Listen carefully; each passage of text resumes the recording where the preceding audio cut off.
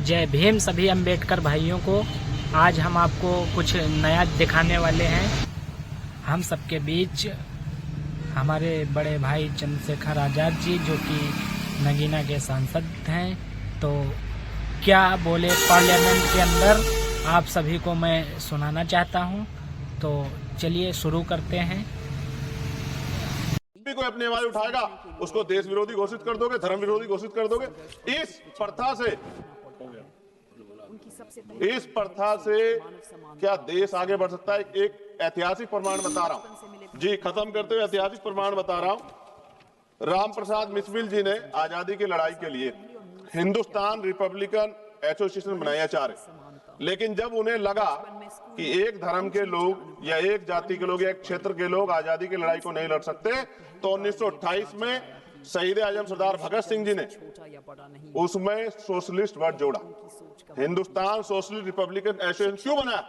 क्योंकि जब हम मिलकर रहेंगे तभी देश आगे बढ़ सकता है। और आप मुझे पूरा ऐसा लगा जब मैंने सत्ता पक्ष को सुना कि वो राजनीतिक एजेंडे के जरिए सिर्फ मुसलमानों को टारगेट करते हुए इस बहस को लाना चाहते हैं। उनके पीछे उनका कोई और तर्क नहीं। सभापति जी, खत्म करते हुए मैं ये कह रहा हूं, आज का नौजवान अपना हक मांग रहा है। आज की बेटियां उड़ान चाहती है, उनके लिए सरकार पे क्यों योजना नहीं? बस इसी एजेंडे में फंसा के लगातार वो देश के नौजवानों को चलना चाहते हैं। ये ज्यादा दिन चलेगा नहीं। धन्यवाद सभापति महोदया। मैं इस सदन का ध्यान भारत के राष्ट्रीय गीत वंदे मातरम के इतिहास और उसके राष्ट्रीय महत्व और उसकी संवैधानिक स्थिति की ओर आकर्षित करना चाहता हूं। हालांकि सब लोग इस पे बोल चुके, लेकिन जो हमें सुनने वाले हैं वो भी सुनेंगे, तो इस पे चर्चा करनी बहुत जरूरी है। वंदे मातरम कोई साधारण गीत नहीं है। ये भारत की आजादी की लड़ाई का सबसे प्रचलित उद्घोष रहा है। प्रख्यात बांग्ला लेखक बंकिम चंद्र चटर्जी ने इसे वर्ष 1875 में लिखा था, और 1905 में जब लॉर्ड कर्जन ने बंगाल विभाजन की घोषणा की, तब यह गीत ब्रिटिश शासन के विरुद्ध जन प्रतिरोध का गूंज बन गया। ब्रिटिश पुलिस जब भारतीयों की आवाज दबाने के लिए लाठी चलाती थी, गोलियां दागती, तब हमारे क्रांतिकारी नायक नायिकाएं वंदे मातरम गर्जना से आसमान गुजा देते थे। अनेकों वीरों ने फांसियों के तख्ते पर चढ़ते हुए गोलियों का सामना करते हुए अंतिम शब्द वंदे मातरम ही कहे थे। इतना ही नहीं, अंग्रेजों ने इस गीत से इतने भयभीत हुए कि उन्होंने इस पे प्रतिबंध लगा दिया। सभापति महोदया, साल 1937 में जब राष्ट्रगान तय करने का प्रश्न उठा, तो इसके लिए एक समिति बनाई गई। तो साल 1937 में बनी वह 3 सदस्यीय समिति, जिसमें नेहरू जी, नेताजी सुभाष चंद्र बोस और गुरुदेव रविंद्रनाथ टैगोर जैसे महानायक शामिल थे। और टैगोर जी की सलाह पर वंदे मातरम के पहले 2 अंतरों को राष्ट्रीय गीत के रूप में स्वीकार करने की अनुशंसा की गई। इस अनुशंसा को संविधान सभा ने 24 जनवरी 1950 को पूर्ण सहमति से राष्ट्रीय गीत का दर्जा प्रदान किया।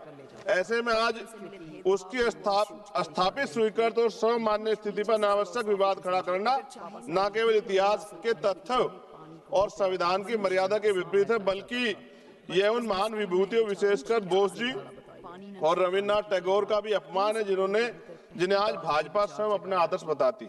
मुझे याद है कि प्रधानमंत्री जी, पूर्व का जो पश्चिम बंगाल का चुनाव हुआ था, माननीय प्रधानमंत्री जी टैगोर जी का लुक धारण करके हमने सबने देखे। ऐसे में उन्हें टैगोर जी की स्पष्ट सलाह पर निर्धारित राष्ट्रीय गीत की स्थिति पर सवाल उठाना उनके विचारों और उनके ऐतिहासिक समिति दोनों के प्रति असम्मान की श्रेणी में आता है। माननीय सभापति जी, 24 जनवरी 1950 को संविधान सभा द्वारा राष्ट्रीय गीत घोषित किए जाने के बावजूद यह भी सत्य है कि संविधान में अनुच्छेद 51A के तहत राष्ट्रीय गान जन गण मन का सम्मान करना अनिवार्य है, जबकि वंदे मातरम के लिए कोई संवैधानिक बाध्यता नहीं बनाई गई।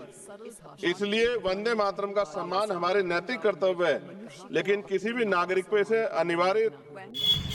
दोस्तों, अगर अच्छा लग रहा है तो वीडियो को सब्सक्राइब करें, कमेंट करें, बेल आइकन का बटन दबाएं, ताकि आप सभी को हमारी इस तरह की आपको वीडियो मिलती रहें।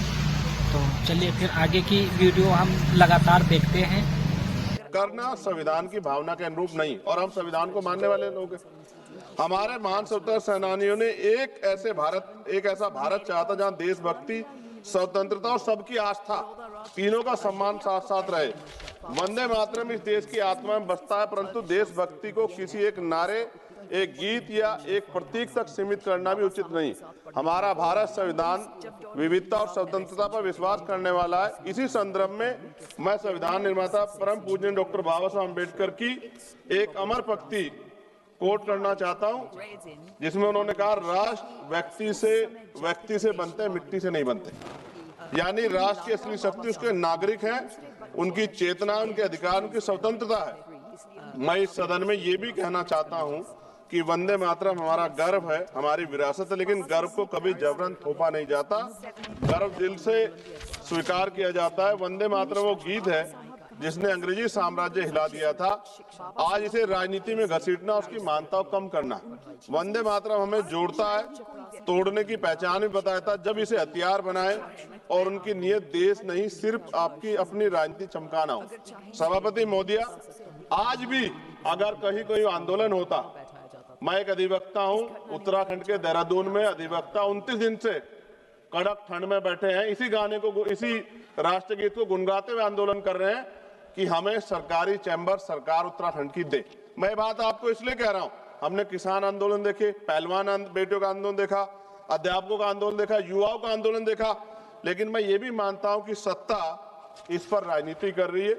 और अंत में सभापति महोदय, वंदे मातरम है दिल की धड़कन, इसे लड़ाई की दीवार मत बनाओ, इसे लड़ाई की दीवार ना बनाओ, मां के नाम पर नफरत की राजनीति का बाजार ना सजाओ। हम सम्मान से कहेंगे, फर्ज है हमारा, पर किसी नागरिक की आजादी पर पहरा, ये संस्कार नहीं हमारा। सभापति जी, इतिहास पे बात होगी, जो आज नहीं है उन पे बात होगी, लेकिन वर्तमान पे भी तो बात होनी चाहिए ना। वर्तमान पे इतिहास से हमें सीख लेनी चाहिए। आज क्या हाल है देश के?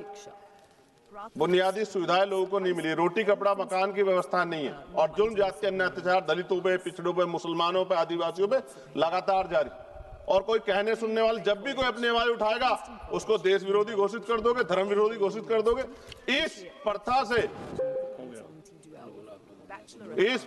से क्या देश आगे बढ़ सकता है? एक ऐतिहासिक प्रमाण बता रहा हूं जी, खत्म करते हुए ऐतिहासिक प्रमाण बता रहा हूं।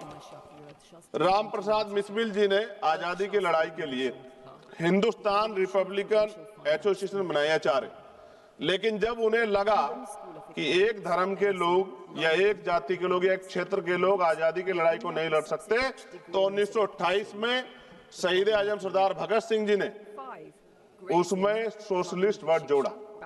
हिंदुस्तान सोशलिस्ट रिपब्लिकन एसोसिएशन क्यों बनाया? क्योंकि जब हम मिलकर रहेंगे तभी देश आगे बढ़ सकता है। और आप, मुझे पूरा ऐसा लगा जब मैंने सत्ता पक्ष को सुना कि वो राजनीतिक एजेंडे के जरिए सिर्फ मुसलमानों को टारगेट करते हुए इस बहस को लाना चाहते हैं, उनके पीछे उनका कोई और तर्क नहीं। सभापति जी, खत्म करते हुए मैं ये कह रहा हूं, आज का नौजवान अपना हक मांग रहा, आज की बेटियां उड़ान चाहती है, उनके लिए सरकार पे क्यों योजना नहीं? बस इसी एजेंडे में फंसा के लगातार वो देश के नौजवानों को चलना चाहते हैं। ये ज्यादा दिन चलेगा नहीं। मैं आपके माध्यम सरकार से कहना चाहता हूं कि बुनियादी मुद्दों पर चर्चा करें, बेरोजगारी पर चर्चा करें, महंगाई पर चर्चा करें, महिला सुरक्षा पे, सम्मान पे, उनके सशक्तिकरण पे चर्चा करें, और देश की तरक्की पे मिलकर कैसे आगे बढ़े इस पर चर्चा करें। बहुत बहुत धन्यवाद। जय भीम, जय भारत, जय संविधान, जय मंडल, जय जोहार। धन्यवाद सभापति महोदय।